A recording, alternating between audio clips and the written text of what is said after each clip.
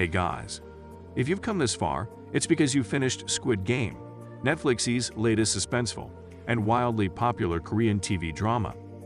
The series is the first Korean drama to become Netflix's most popular show, which is a significant achievement, due to unpleasant worries about watching media in different languages. Foreign series and films do not normally fare well in English-speaking countries. This time, the series was so outstanding that it only lasted 4 days before it became the most popular show in the United States. Hwang Dong-hyuk, a prominent Korean filmmaker and screenwriter, who admitted that Squid Game was one of the most difficult projects he has ever worked on.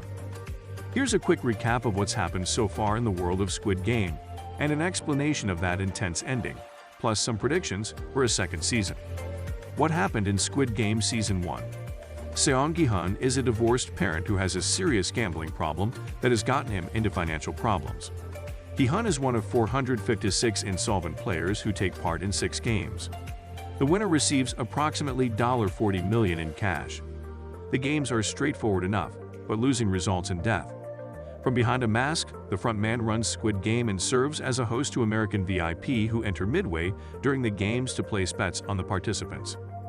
The number of players gradually decreases until only Gi-hun and his childhood friend Sang-woo remain in the final match. While the players are being killed for entertainment, Jun-ho, a Korean police officer, infiltrates the location where the Squid Game is being held in pursuit of his missing brother.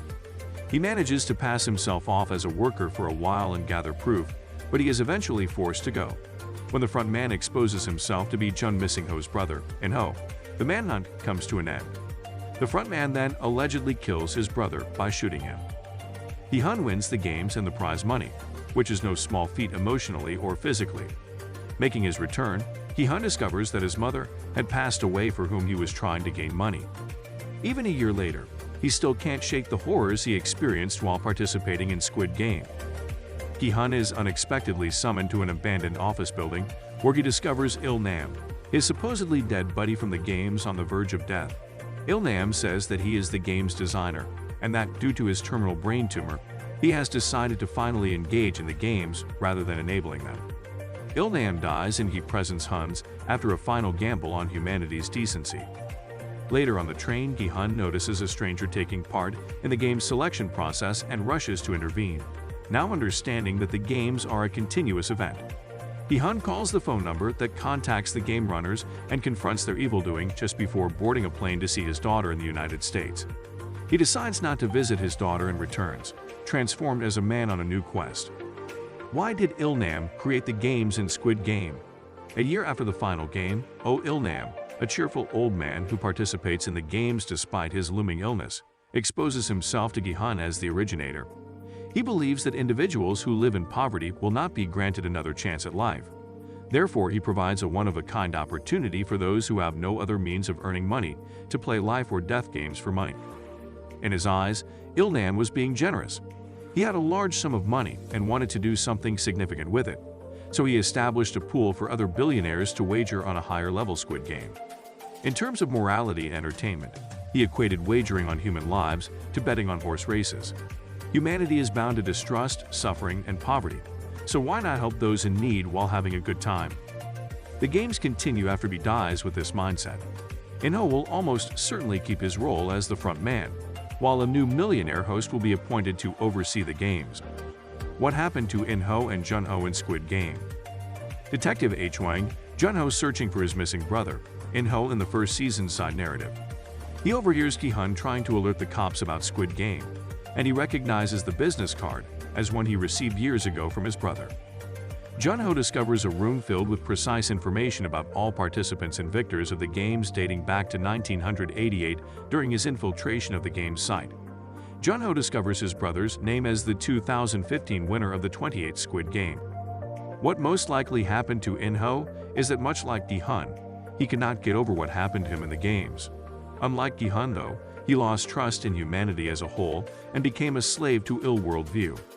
Nams it's probable he tried to contact the Squid Game directors again, who had trained him to operate the games for Il-nam as the front man.